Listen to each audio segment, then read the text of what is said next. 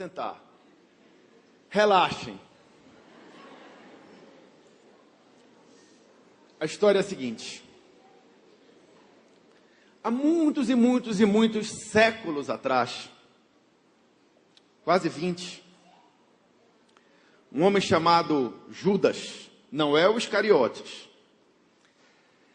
ele estava, conta ele, né? Ele estava escrevendo um texto, um trabalho sobre a salvação. Quando ele foi incomodado pelo Espírito Santo de Deus por problemas que estavam acontecendo no meio da igreja. Esse homem chamado Judas, ele se identifica somente como irmão de Tiago. E no Antigo Testamento tem um Tiago que era irmão de um Judas e um Judas que era um irmão de Tiago. Eles eram também meio-irmãos de Jesus. Isso está referido em Mateus capítulo 13, verso 55, e em Marcos capítulo 6, verso 3. Mas o que aconteceu é que o Judas se tornou incomodado porque a igreja estava sendo atacada por pessoas que Judas considerava nuvens sem chuva. Pessoas que estavam introduzindo ideias, introduzindo fundamentos, introduzindo metodologias, introduzindo ensinamentos que nada tinham a ver com aquilo que os apóstolos estavam transmitindo, porque haviam recebido de Jesus dessa forma. Então Judas conclama a igreja por meio de uma carta pequena, que é um pequeno livro da Bíblia no Novo Testamento, antes do livro de Apocalipse, chamado Epístola de Judas. É uma carta de um capítulo só, na qual Judas convoca a igreja a defender a fé evangélica, a não permitir o engano, a não aceitar que coisas desvirtuadas do que é a boa, perfeita e agradável vontade de Deus para a vida do homem fossem incorporados como práticas do crente, práticas da igreja, práticas do povo de Deus. Então é uma epístola dura, uma epístola de exortação, é uma epístola de convocação, é uma epístola que objetiva levantar o povo de Deus em defesa da fé contra as heresias, contra os desvios da doutrina dos apóstolos, contra os desvios em relação aos ensinos de Jesus Cristo. E é uma carta para provocar inquietação, para provocar uma sacudida no meio do povo. Todavia, apesar desta carta ter esta conotação de exortação, ela termina com uma palavra tranquilizadora. Ela termina assim, versos 24 e 25 da Epístola de Judas.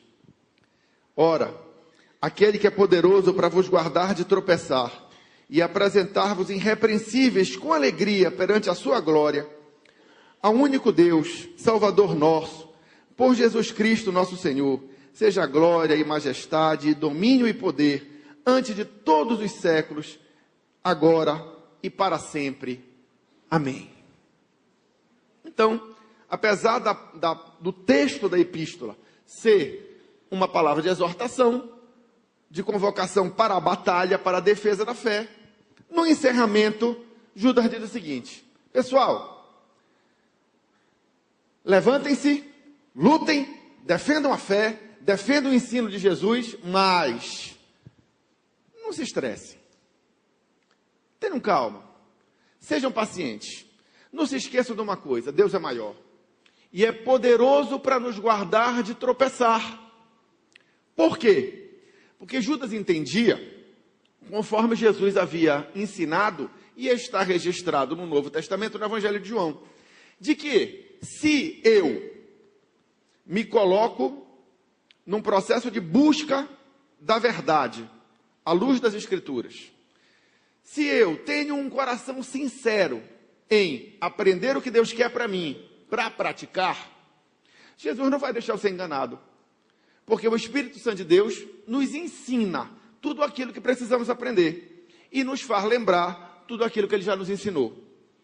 Então, embora a Epístola de Judas descreva características dos falsos mestres e dos falsos ensinos, a fim de que a igreja pudesse identificá-los, ele também diz, mas calma, por mais que você seja tapado, se você for sincero, Deus há de te abrir os olhos, e se você andar de dia, jamais tropeçará.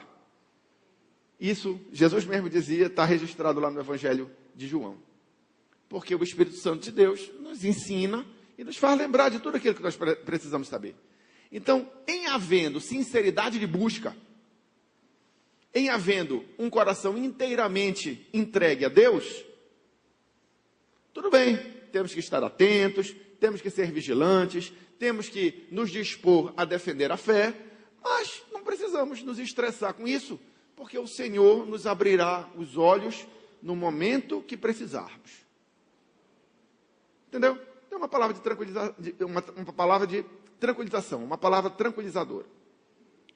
Agora vejamos. Jesus é poderoso para nos guardar de tropeçar, não é isso mesmo? Então, por que o tropeço na vida da igreja e na vida do crente é tão comum? Será que tem algo errado? Será que Jesus é poderoso para nos guardar de tropeçar, mas resolveu não fazê-lo? Em Tiago, capítulo 3, verso 2, o próprio apóstolo Tiago reconhece o quão é comum o tropeço na vida do crente, na vida da igreja. E ele diz assim, olha, em Tiago, capítulo 3, verso 2. Porque todos, quando ele fala todos, são todos mesmo, inclusive os apóstolos. Ele está se incluindo nesse meio. Porque todos tropeçamos em muitas coisas. Isso é um fato, é uma constatação. É ou não é? Todos nós não tropeçamos em muitas coisas? Tropeçamos. Se alguém não tropeça em palavra, o tal varão é perfeito e poderoso também para refrear todo o corpo. Por que essa ênfase ao tropeço na palavra neste texto de Tiago? Nós sabemos que podemos tropeçar nos pensamentos, nas palavras e nas ações. Por que o apóstolo Tiago está enfatizando aqui o tropeço nas palavras? A explicação é até simples de entender. É o seguinte, quando você tropeça no pensamento, você ofende a Deus e prejudica a si mesmo. Porque os nossos pensamentos, enquanto servos de Deus, seguidores de Jesus, devem ser ocupados por aquilo que é bom, por aquilo que é puro, por aquilo que é útil, como está escrito na epístola de Paulo aos Filipenses. É nisso que nós devemos pensar. Mas quando nós tropeçamos no pensamento, isso machuca a Deus, fere a Deus, ofende a Deus, e isso prejudica a nós mesmos. Mas fica por aí. O tropeço na ação, na prática, é o que gera maior efeito destrutivo concreto. Portanto, é o pior. Certo? Porque ele gera efeitos concretos. Às vezes a palavra não gera um efeito destrutivo concreto, mas o ato gera.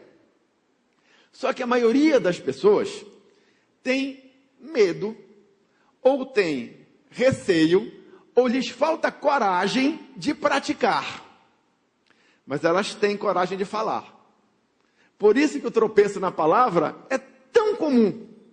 Porque muita gente tem temor de Deus para não fazer, mas não tem temor de Deus para falar, porque a palavra gera menos efeito concreto, porque a palavra o vento leva. Mas Deus nos alerta de que toda palavra que os homens falam vão ter que prestar conta. Por isso que o apóstolo Tiago reforça que o dia que a igreja conseguir ser perfeita no falar, será perfeita em tudo. Entendeu? É um alvo a perseguir, é um objetivo a perseguir. Não importa quão distante estejamos dele, esse é o alvo. Certo? Então, que o tropeço é comum, é comum. Mas entendamos algumas coisas. Primeiro, o tropeço não é inevitável. Porque Jesus é poderoso para nos guardar de tropeçar. Segundo, o tropeço não é desejável da parte de Deus. Não é projeto de Deus para o homem o tropeço. E em consequência disso, nós não podemos ver o tropeço como algo banal. E esse é o erro da igreja ao longo dos séculos. Todos tropeçamos em muitas coisas, porque na verdade, vemos o tropeço como algo banal. E hoje, eu vou mostrar nas Escrituras por que o tropeço não deve ser visto como algo banal. Eu vou mostrar nas Escrituras para você por que o tropeço não é inevitável. Eu vou mostrar na Escritura para você por que o tropeço não é desejável da parte de Deus. Tá? E nós vamos tentar construir aqui os elementos para uma vida sem tropeços. Porque se nós visarmos uma vida sem tropeços, por mais que venhamos a tropeçar, certamente tropeçaremos menos. Entenderam o raciocínio? Entenderam a proposta? Entendeu? Se você, como igreja, aceitar o tropeço como algo natural, você vai errar muito. Você tem que ter o tropeço como algo absurdo. Porque em vendo o tropeço como algo absurdo, evitável e não desejado da parte de Deus, você tem condição de errar menos.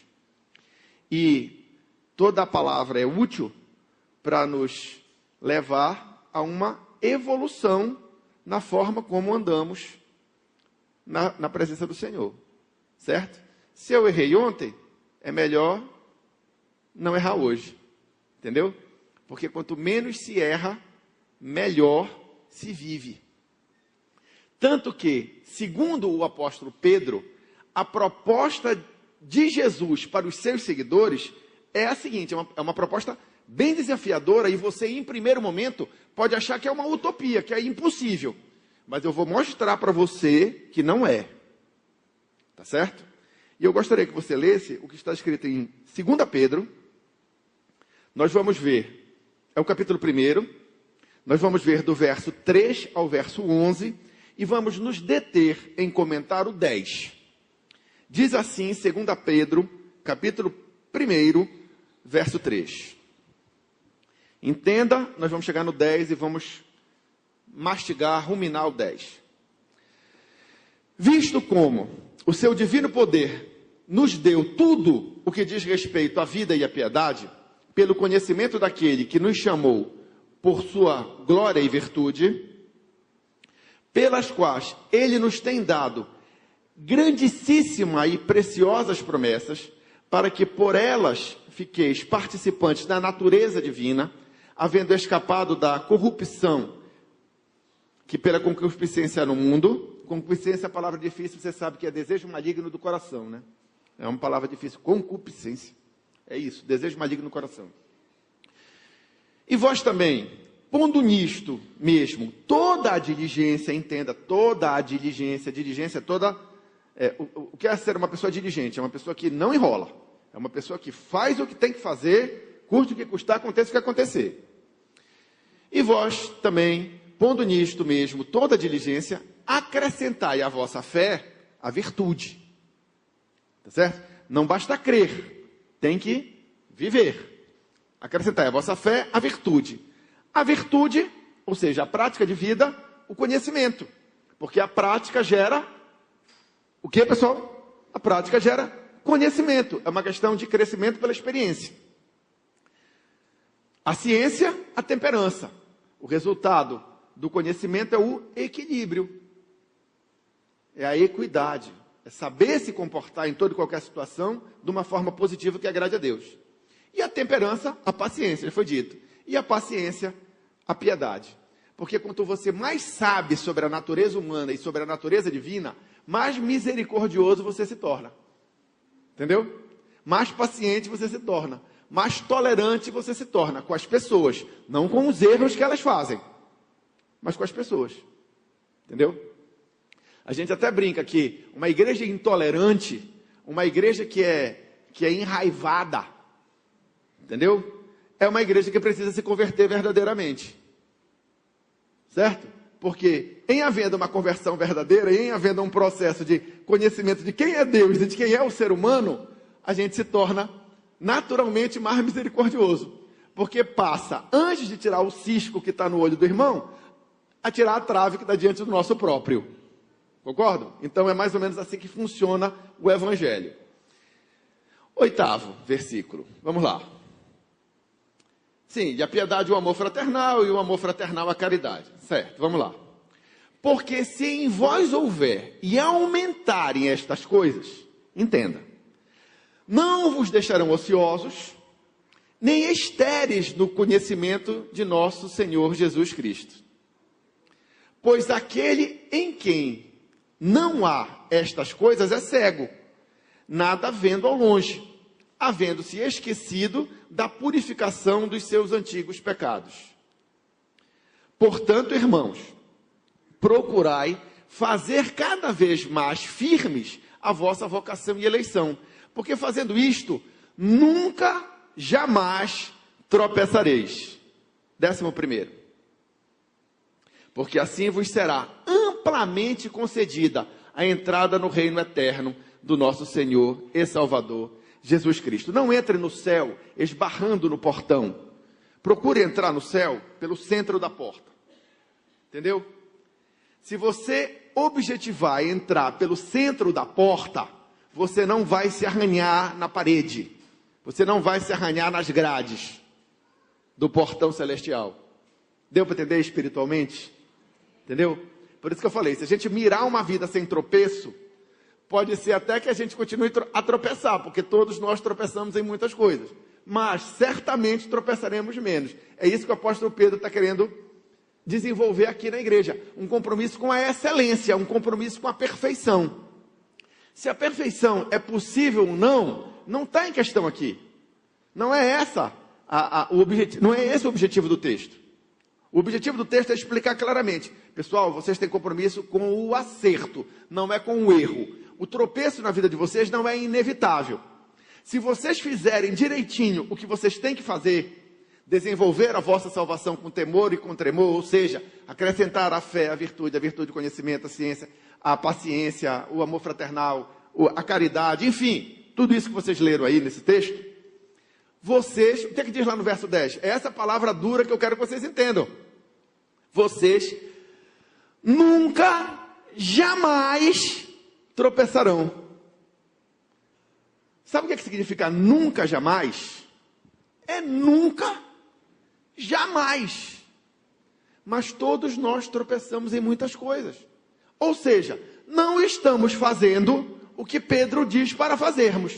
Porque se estivéssemos fazendo tudo que o apóstolo Pedro está na unção do Espírito Santo de Deus, dizendo para que a igreja faça, ela nunca, jamais tropeçaria. Você está entendendo? Eu estou falando alguma coisa que não está provada nas Escrituras. Eu estou falando alguma mentira aqui, à luz da Bíblia. Mas alguém dirá, Alexandre, tudo bem, mas o motivo do tropeço, nós sabemos qual é. É a natureza humana. O ser humano é fraco. E porque ele é fraco, ele tropeça em muitas coisas. Pois é, mas Jesus Cristo é poderoso para nos guardar de tropeçar. E é isso que eu queria que você entendesse.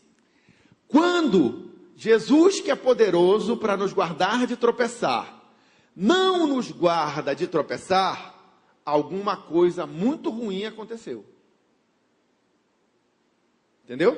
Porque Jesus é bom. Em Jesus não há um risquinho de maldade sequer. Então, Jesus não quer o tropeço de ninguém, porque ele sabe que o tropeçar machuca. Ele não quer o tropeço de ninguém. Nem dos ímpios. Quem dirá dos seus seguidores? Então, a proposta do Evangelho é uma vida sem tropeços. Como isso vai sendo construído é um processo. Mas é isso que tem que estar no coração e na mente dos crentes. Porque se você fizer o seu dever de casa, se você fizer o que tem que fazer, nunca, jamais tropeçará. Não por causa da sua condição humana fraca. Pela sua condição humana fraca, você tropeçará. Mas porque Jesus é poderoso para nos guardar de tropeçar. Mais tarde, no decorrer dessa ministração, você vai entender o que leva Jesus a, entendo o poder total para nos guardar de tropeçar, não o faz. Eu quero que você entenda que essa atitude de desistir de guardar, tendo poder para tal, vinda de um Deus santo e perfeito, sem nenhum risquinho de maldade, implica uma conotação muito séria. Por isso que eu digo que a igreja não pode encarar o tropeço, por menor que seja, como algo banal.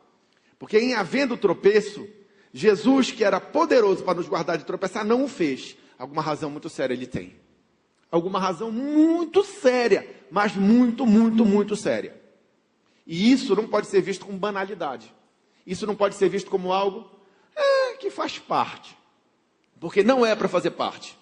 Porque o propósito do evangelho é produzir na igreja um projeto de vida que a leve a uma condição de vida na qual ela nunca, jamais tropeçará. Desafiador, não é não? Então vamos entender como é que isso acontece. Quando Jesus deixa o tropeço acontecer, mesmo não lhe faltando o poder para evitar, ele não o faz porque ele quer. Não é por isso, não. Jesus não quer o tropeço, porque, como já disse, o tropeço machuca. O tropeço machuca a você. Embora muitas vezes você esteja tão envolvido com o pecado relacionado ao tropeço, que você nem sinta a dor do tropeço. Mas o tropeço machuca. Ponto. O tropeço machuca Deus. Ao tropeçar, você corre o risco de machucar a outros. E machucar muito. Até mesmo destruindo pessoas. Destruindo. Então o tropeço é algo que Deus vê com muito desprazer. Ainda tem algo mais. Quando você tropeça, você pode levar a outros a tropeçarem também. Entendeu? Tem aquele tropeço em cadeia. E isso é algo que Deus lamenta demais quando acontece, se entristece muito quando acontece. Então, embora Jesus use o erro, Jesus use o tropeço para ensinar, isso não é o que ele quer. Entendeu? Há crentes que defendem a banalização do tropeço como um instrumento de aprendizagem. Certo? Ainda alegam textos bíblicos para justificar isso. Eles dizem assim, mas olha, por exemplo, Davi pecou, Davi tropeçou, Davi caiu, Davi se esborrachou. Mas Deus usou o erro dele para ensiná-lo. E ele próprio reconhece. Foi bom ter sido afligido para que aprendesse a andar nos teus caminhos. Né? Quer dizer, a ação disciplinar de Deus, em virtude do erro, gerou um aprendizado, gerou uma transformação. Pessoal, Jesus usa o tropeço, porque da feita que o tropeço aconteceu e é péssimo, tá certo? Pelo menos que ele sirva para ensinar. Mas isso não é o que Jesus quer. Então, não banalize o tropeço. O tropeço não é inevitável. Jesus é poderoso para nos guardar de tropeçar. E a fraqueza humana? A fraqueza humana é o seguinte. O espírito está pronto, mas a carne é fraca. O espírito não precisa mais de retoque. Ele está pronto. O problema é a fraqueza da carne. Então, qual é a proposta do evangelho? Qual é a proposta da graça de Deus para o homem? A assistência nas nossas fraquezas. Por isso que Deus é poderoso para nos guardar de tropeçar. Porque quando nós estamos firmados na rocha, verdadeiramente em uma comunhão concreta com Jesus, o que é que ele faz? Ele nos escora. Entendeu? Ele nos assiste nas nossas fraquezas. Tanto na área da fraqueza carnal, quanto também na área da fraqueza intelectual. Tá certo? Vamos ver alguns versículos que falam sobre isso na Bíblia? Então vamos primeiramente para o livro do profeta Isaías, capítulo 57, verso 14. Aqui, só para instruir você, o profeta Isaías, dos profetas do Antigo Testamento, ele teve assim, uma iluminação muito grande, muito boa, a respeito do que seria o Messias, que haveria de vir, do que seria o ministério de Jesus. E lá ele diz que compõe integralmente o ministério de Jesus uma ação de assistência. E ele diz assim, olha, em Isaías, capítulo 57, verso 14. E dir-se-á, aplanai, preparai o caminho, tirai os tropeços do caminho do meu povo. Jesus é poderoso para aplanar os nossos caminhos, para facilitar a nossa caminhada, para tirar os buracos, para tirar as lombadas, para fortalecer os joelhos trôpegos. Então, que a nossa carne tem fraqueza? Tem. Ela é a causa do nosso tropeço. Tropeçamos por causa da fraqueza da nossa carne. Mas, isso poderia ser evitado se, estando nós em comunhão com Deus, fôssemos assistidos nas nossas fraquezas pelo poder divino. E é isso que Jesus quer fazer. Quando você tropeça e não é assistido, alguma coisa muito grave aconteceu. É isso que eu quero que você tenha em mente. É isso que eu quero despertar na sua curiosidade. Porque nós vamos encontrar o que é, o motivo. Nós estamos dando a volta, estamos tomando a sopa quente pela beira, estamos tentando construir um entendimento no meio da congregação para que, no final, possamos descobrir o que é isso que acontece de tão ruim, o que é que eu faço de tão errado, que Jesus, mesmo sendo poderoso para me guardar de tropeçar e detestando o meu tropeço, deixe que o tropeço ocorra. Esse que é o ponto que a gente tem que refletir no final. Muito bem. Também, não é só a fraqueza da carne, também é a fraqueza do intelecto. O ser humano não tem condições em si mesmo de alcançar o que está na cabeça de Deus. Né? Os pensamentos de Deus são muito mais elevados que os nossos pensamentos. Não tem como. Não tem como. Mas Deus revela. Pela palavra de Deus, nós somos iluminados. Por isso que quem anda de dia não tropeça. Certo? Por mais que o caminho dele seja esburacado e tenha lombadas, ele vê e tira o pé de tropeçar. Os ímpios não são assim. O caminho pelo qual andam aqueles que não têm compromisso com Deus, que não têm compromisso com o acerto, que não estão trilhando o caminho da salvação, é um caminho cuja porta de acesso é larga, o caminho é espaçoso, maravilhosamente espaçoso, cabe vários movimentos ali dentro daquele caminho, mas ele é um caminho escuro e é um caminho esburacado, e nele, quem anda nesse caminho, tropeça e não sabe nem no que está tropeçando.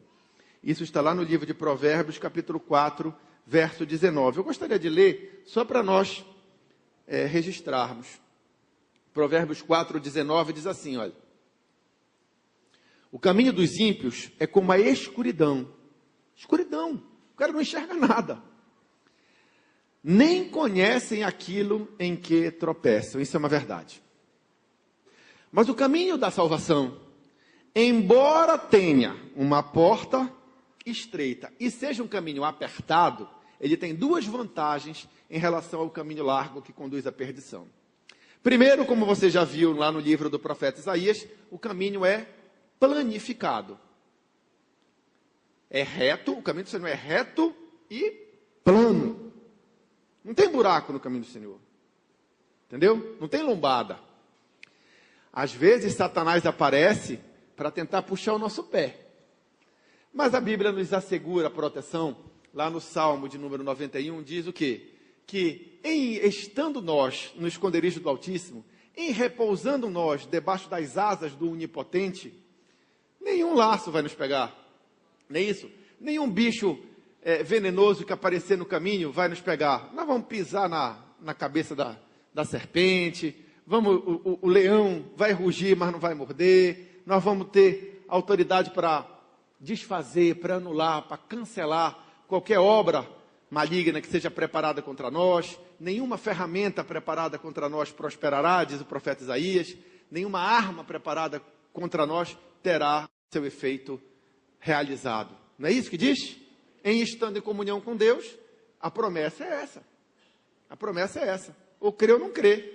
Mas o que a palavra de Deus nos assegura é um caminho estreito, apertado, de porta estreita, apertado, mas um caminho iluminado pela palavra de Deus, um caminho reto e plano. Jesus faz o caminho do crente ser plano. Ele faz. Não é que o caminho em si seja. Ele faz.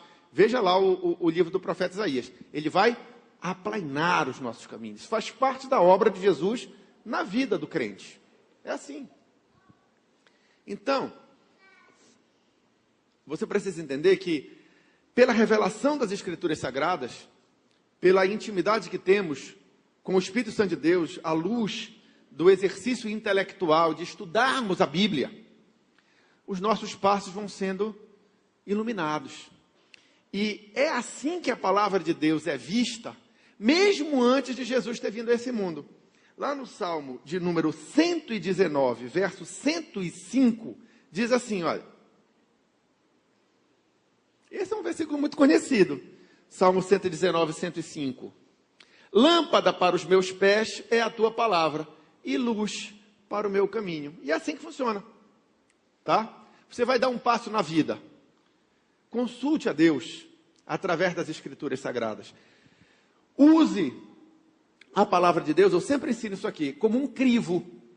Como um crivo. Você pega o seu problema, pega o seu desejo, pega a sua vontade, pega a circunstância que você está vivendo e joga sobre o crivo das Escrituras e vê o que passa.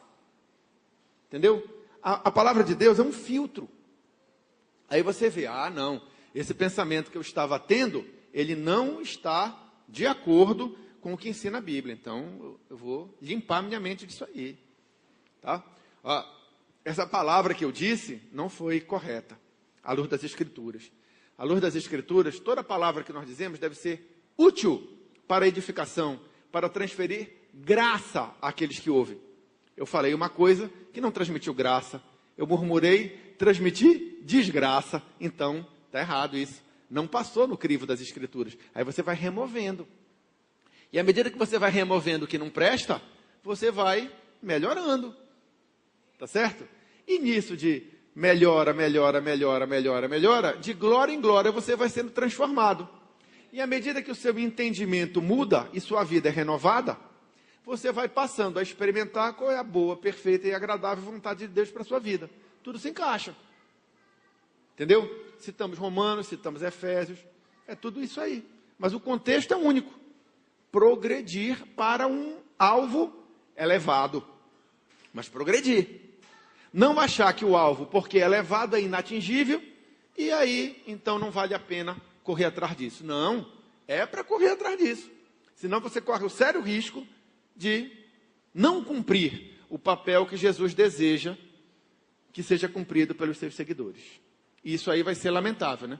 Porque terrível coisa é você ser abençoado e não corresponder à bênção que te foi dada. Isso é uma coisa muito ruim. Muito. Entenderam?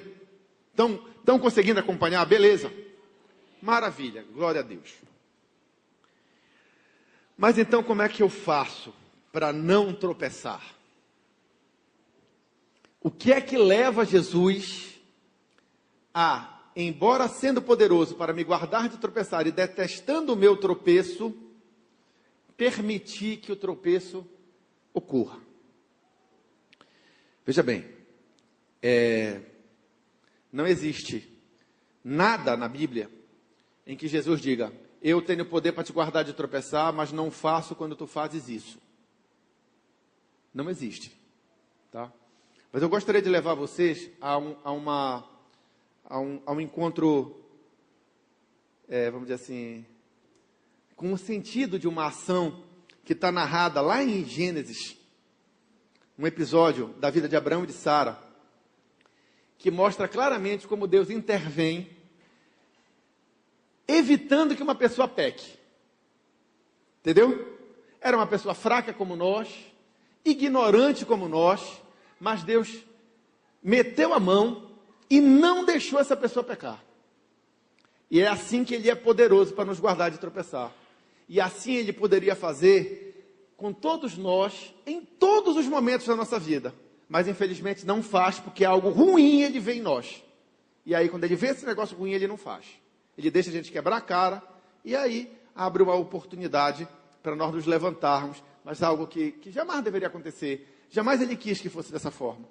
Tá? A coisa se dá dessa forma, mas não culpe a Deus. Culpe a você mesmo. Se você vai culpar alguém, culpe a você mesmo. Do que se queixa o homem, queixe-se dos seus próprios erros, não de Deus.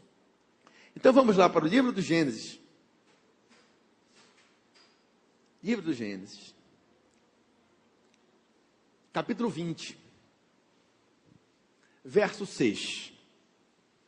Eu vou pedir que o verso 6 do capítulo 20 de Gênesis fique projetado. E eu vou contar essa história para você, para nós não lermos o capítulo todo, porque é longo. A história é assim.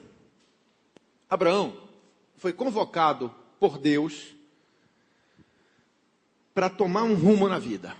E aceitou. Levou a mulher. A mulher com quem ele era casado era meia-irmã dele.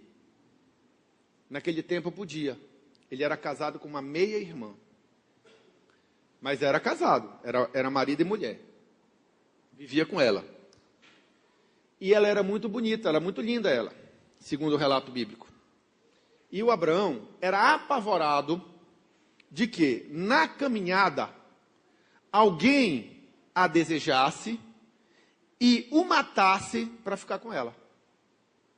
Porque naquele tempo era a lei do mais forte, né? Então, olha, gostei. Ah, mas ela é casada. Ah, então isso é um detalhe. Então pronto, elimina o marido e aí eu pego para mim. Isso era uma coisa que potencialmente podia acontecer. Então eles combinaram uma mentira. Tá certo? Combinaram uma mentira. Qual era a mentira? Olha, Sara, é o seguinte. Vão-se os anéis, mas ficam-se os dedos. Tá? Se alguém poderoso se engraçar por ti, vai. E tu dizes que tu é minha irmã, porque senão vão me matar. Certo? Isso era um temor que Abraão tinha. E o temor é um negócio impressionante. Ele atrai. Impressionante. O temor abre a porta para Satanás agir. Ah, é isso que ele tem medo. Então eu vou meter ele numa sinuca. Entendeu? O temor é impressionante como o medo atrai. Entendeu? Dizem, né, os estudiosos que as coisas que aconteceram com Jó eram as coisas que ele temia que acontecesse. Em Isaías capítulo 60, eu acho, 60 ou 66, não me lembro bem, fala lá que o povo recebeu o opróbrio que temia, ou seja, o mal que ele temia foi o que aconteceu com ele. Então, o medo tem essas coisas. Aí veja bem, aconteceu. E ele se deparou com um homem chamado Abimeleque, que se embeiçou pela Sara e quis levá-la. E o Abraão fez o combinado. É minha irmã, vai. Mas Abimeleque não sabia. Certo? Não sabia. Abimeleque era inocente. Ele viu, gostou, perguntou quem era. É minha irmã, então não há impedimento. Ok, vou levar para mim. Certo? Abimeleque era inocente. Tá? A culpa era de Abraão e Sara, que tinham feito besteira. Tá? Pois bem, aí vem a maravilha de Deus, a misericórdia de Deus. O verso 6. Abimeleque levou a Sara, mas não conseguiu fazer nada com ela. Entendeu? Deus impediu. E revelou em sonho a Abimeleque o problema. E o texto que se lê é o seguinte. E disse-lhe Deus em sonho. Deus falou com Abimeleque. Bem sei eu que na sinceridade do teu coração fizeste isso. E também eu te tenho impedido de pecar contra mim. Por isto, te não permiti tocá-la. Continua aberto nesse texto aqui. Entenda, houve um livramento. Consequências terríveis que poderiam advir desta atitude mentirosa que Abraão e Sara tomaram, não ocorreram. Porque Deus impediu com poderosa mão. Agora entenda, não por causa de Abraão e Sara, embora o compromisso de Deus fosse com Abraão e Sara, não com Abimeleque. Mas a Bíblia é clara, Deus diz aqui, não foi por causa de Abraão e Sara. Se fosse por causa de Abraão e Sara, eu não teria impedido. Ia rolar o problema, ia haver o tropeço. Não foi por causa de Abraão e Sara. O meu compromisso é com Abraão e Sara. Não era. É com Abraão e Sara. O meu compromisso é. Mas, fizeram besteira porque quiseram. Entendeu? Então, iam pagar o preço. Não houve preço a pagar. Por quê? Por causa da sinceridade de Abimeleque. Agora entenda. Se Deus protege de pecar aqueles com o qual ele não tem um compromisso direto, quem dirá com aqueles que ele tem? Entendeu? Por isso que o tropeço na vida da igreja que tem compromisso com Deus não é inevitável, pessoal. É por isso. É isso que eu quero que você entenda. Tá certo? O texto é claro. Por causa da tua sinceridade, que eu vi no teu coração, Abimeleque, tenho te impedido de pecar contra mim. Não é contra Sara e contra Abraão. Contra mim. Deus interveio. E aí tudo se esclareceu. Abimeleque se encheu de moral, porque Deus tinha dado moral para Abimeleque. Chegou lá, anarquizou com Abraão, com a Sara. Mentirosos. Anarquizou e devolveu. Entendeu? Deu-lhes uma maior lição de moral e devolveu. Tá? Mas o que eu quero deixar claro para você é que Deus tem o poder para nos impedir de pecar, quando Ele vê em nós sinceridade. E aí vem a razão pela qual a igreja tropeça tanto. É duro dizer, todos nós tropeçamos em muitas coisas, porque nos falta sinceridade em relação a Deus. É quando Deus não vê em nós sinceridade que Ele deixa rolar. Embora não falte poder em Deus para nos guardar do tropeço. Entendeu? Então o exemplo aqui é de Abimeleque. Por causa da tua sinceridade tenho te impedido de pecar. Por que as pessoas não têm uma atitude sincera diante de Deus? Porque lhes falta construir uma comunhão com Deus baseada em princípios verdadeiros. Como é que isso pode ser construído, então? Para a gente não sair daqui só achando que somos as piores das pessoas, porque tropeçamos, embora não tivéssemos toda a condição de não passar por isso, certo? Então, para que nós saiamos daqui melhores do que entramos, nós temos que aprender, então, como é que nós nos chegamos a Deus, num relacionamento de sinceridade, no qual Deus veja em nós tanta sinceridade em relação a Ele, que nos impeça de pecar. Porque isso é o ideal. É esse que é o ideal. É assim que Jesus nos assiste nas nossas fraquezas e impede os nossos tropeços, quando Ele vê em nós sinceridade. Mas como é que se constrói isso? Então vamos lá para o Salmo 119. Tá? Como é que começa o processo de construção de um relacionamento sincero com Deus, que faz com que Deus nos impeça de pecar contra Ele? Começa abrindo o coração. Salmo 119, verso 26. O que é que diz lá? Salmo 119, verso 26. Meus caminhos te descrevi, e tu me ouviste. Ensina-me os teus estatutos. O que fala lá? Meus caminhos te descrevi. O que é que esse texto nos traz a ideia? De uma pessoa que tem o coração aberto para Deus. Senhor, olha, poxa, fulano fez isso para mim. Fiquei com raiva, Senhor. Me aborreci. Poxa, mas eu sei que a ira do homem não produz a justiça divina. Então, Senhor, poxa, olha, a situação ocorreu dessa maneira, foi assim, assado, cozido, frito. Os meus caminhos te descrevi. E em cima da descrição, da abertura do meu coração, do meu derramar diante de Deus, o que acontece? É lançado aos céus o clamor pelo entendimento de Deus, para que ele seja gerado em nosso coração, e as nossas ações sejam, então, purificadas de tal maneira a serem perfeitas diante do Senhor. E o que a Bíblia fala? Que Deus não despreza nem o coração contrito, nem o espírito quebrantado. Então, quando nós abrimos o nosso coração para Deus, descrevemos diante de Deus os nossos caminhos, nós abrimos o passo para a construção de um relacionamento sincero com Deus. Relacionamento sincero no qual Deus intervém para nos impedir de pecar contra Ele. Entendeu? Isso, eu tenho várias histórias para contar da minha própria vida em relação a isso, né? Coisas assim que me levavam, na minha fraqueza humana e na minha fraqueza de entendimento, a entrar em rota com o pecado, mas nisso eu abri o coração para Deus, expliquei o que estava acontecendo, botei diante de Deus os meus sentimentos, botei diante de Deus os meus pensamentos, por piores que fossem, tá certo? E aí eu fui recebendo de Deus o conserto. Fui recebendo de Deus a cura. Fui recebendo de Deus o entendimento. Aí o negócio vai crescendo, e você acerta em vez de errar. Tá? Às vezes acontece também o seguinte, quando envolve outras pessoas, tá? Naquilo que depender de vós, tende paz com todos os homens. Às vezes o resultado final não é perfeito, tá certo?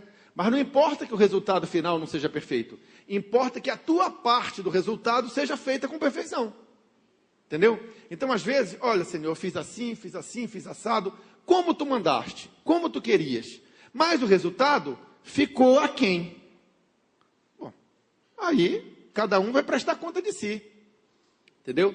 Você não pode fazer a parte do outro, mas faça a sua. E o que é que te cabe fazer? Abra seu coração para Jesus. Tem muito crente que vive a vida com o coração fechado para Jesus. Isso é errado, por isso tropeça. Entendeu? O nosso coração tem que estar aberto. A gente acha, muitas vezes, que Jesus não quer saber das nossas fraquezas, dos nossos desejos pecaminosos, das nossas vaidades, dos nossos orgulhos. Mas Ele quer saber sim. Quer saber sim. É preciso expor a ferida para ela ser tratada. Entendeu? Então nós temos que nos acostumar a ter com Deus um relacionamento aberto, pessoal. Às vezes a gente tem uma vaidade no coração, tem um preconceito no coração e esconde aquilo. Não, Deus não quer que eu seja assim, eu sei que eu sou assim, mas Deus não quer que eu seja assim, então eu vou sufocar isso. Não, errado. Tem que dizer, Senhor, ainda não aprendi a gostar dessa pessoa, ainda não aprendi a amar essa pessoa como tu queres que eu ame. Senhor, me assiste nessa fraqueza. Me ensina os teus estatutos. Qual é o caminho? Tu queres que eu ame as pessoas como tu as ama. Mas o teu amor é perfeito, o meu não é. Como é que eu faço?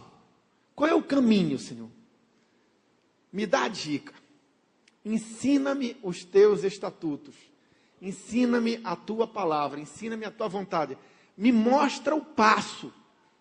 Não apenas o caminho, mas o passo. Entendeu? Tem horas que o passo na caminhada tem que ser um passo mais curtinho. Tem horas que tem que ser um passo mais comprido. Tem horas que o passo tem que ser mais lento. Tem horas que o passo tem que ser mais acelerado. Há tempo para tudo. Há tempo para amar e há tempo para afastar. Há tempo para plantar, há tempo para colher. Há tempo de guerra, há tempo de paz. O passo não pode ser o mesmo em qualquer tempo. Mas como é que a gente adquire essa capacidade? Como é que a gente adquire a competência para andar no caminho do Senhor, no passo certo, como Ele quer?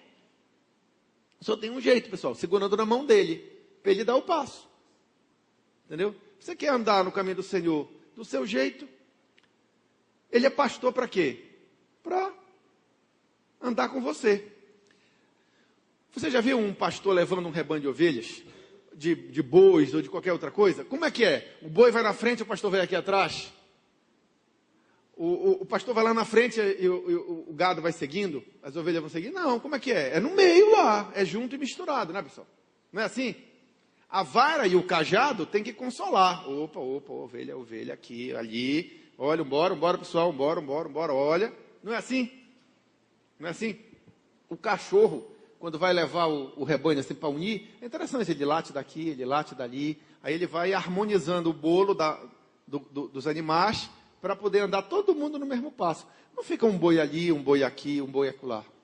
É todo mundo ali organizadozinho, né? Então, Jesus tem que andar conosco dessa maneira, e nós temos que andar com Jesus dessa maneira. Mas para que haja isso, tem que abrir o coração, pessoal. Tem que fazer o que a Bíblia diz. Descrever-me os meus caminhos, né? E tu me ouviste. Porque Jesus ouve. Jesus quer ouvir a verbalização das nossas angústias, dos nossos temores. Ah, Jesus não quer saber disso. Quer sim. Jesus se preocupa com quem tu és. Seja você quem for. Entendeu? Então é assim que vai o negócio andando. Tem que abrir o coração para ter a construção de um relacionamento sincero. E buscar entendimento. Tá certo? Tem muita gente que bota para fora o que tem dentro de si, mas não se deixa encher pelo que Deus quer colocar dentro dela. No mesmo Salmo 119, o verso 34, diz assim, olha, Salmo 119, 34. Tchan, tchan, tchan, tchan. Vamos lá, pessoal. Dá-me entendimento e guardarei a tua lei, e observá-la-ei de todo o coração. Tem que ter entendimento para não errar. Tá certo? Mas a palavra certa aqui, a palavra central deste verso, não é entendimento. É inteireza de coração. Entendeu? Porque ninguém consegue viver uma vida sem tropeços ou com poucos tropeços se não tiver inteireza de coração em relação a Deus. Entendeu? Essa história de comer da mesa de Deus e da mesa dos demônios, entendeu? De servir a dois senhores, isso é o caminho do tropeço, pessoal. Para não tropeçarmos, inteireza de coração. Eu quero que você fique, deste versículo, com a palavra de todo o coração. Inteireza de coração. Isso é fundamental. Então tem que abrir o coração e entregá-lo inteiro ao Senhor. Certo? O 35, pula mais um só. É interessante o 35 também. 119, 35. O próximo. Faze-me andar na verdade dos teus mandamentos, porque nela tenho prazer. Aí tem duas conotações importantes. A primeira é o reconhecimento da impossibilidade de andar sozinho. Porque se o Senhor não guardar a cidade, em vão vigia a sentinela. Se o Senhor não edificar a casa, em vão trabalham aqueles que edificam. Inútil é acordar cedo, dormir tarde e comer um pão de dores. Entendeu? Então, para que você possa viver, construir uma vida isenta de tropeços, além de abrir o coração e entregá-lo inteiramente a Jesus, você também precisa reconhecer dependência dele. Porque ele é o tronco, nós somos os ramos. Se nós estivermos desligados dele, secaremos. Tá? E a outra questão é do prazer de servir a Deus. Tá certo? Você precisa transformar a busca de uma vida sem tropeços em algo prazeroso. Porque é trabalhoso. E a maioria das pessoas não gosta de trabalho. Infelizmente. Por isso tropeçam tanto. Porque uma vida sem tropeço exige trabalho. Exige construção. Entendeu? E as pessoas não gostam de construir. Entendeu? Não gostam. Dá trabalho. Dá trabalho pensar. Entendeu? Demanda tempo para você entrar em oração. para se abrir com Deus. Isso, você precisa reservar um espaço na tua agenda para isso. Tá certo? E aí as pessoas se distraem com tantas coisas e não fazem o que precisam fazer para terem garantida a sua entrada no reino celestial pelo centro da porta. Vivendo uma vida cujo objetivo era nunca jamais tropeçar. Como diz lá em 2 Pedro que nós lemos. Deu para entender? Muito bem, estamos encerrando. Agora o 165. Último conceito que eu queria trabalhar com vocês essa manhã. 119, 165. 119 é grande, né, pessoal? Muitos versículos, né? Muita paz tem os que amam a tua lei, e para eles não há tropeço. Onde é que está a chave para uma vida sem tropeço? Na observância da lei do Senhor. Entendeu?